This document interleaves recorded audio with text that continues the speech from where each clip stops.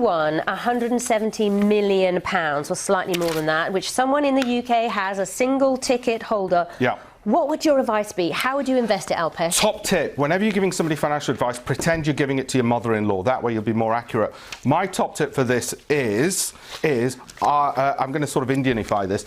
If the company's got an Indian at the top, like Apple, Amazon, Pepsi, Microsoft, MasterCard, invest in it. I've just come back from Silicon Valley. It's run by my fellow Indians, and those companies seem to have the biggest cash piles, the ones that I've just mentioned. So if there's a crash, if there's a crash, by Steve Jobs. And, no, I'm not saying extremely successful. I'm not saying we found them. We just got in there once somebody else did all the hard work and then took the credit for it.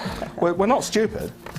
You're definitely not. You're definitely not that. And he's a man with cold and flu, so we appreciate you coming in regardless and being a bit of a trooper on the briefing. Thank you too for your company.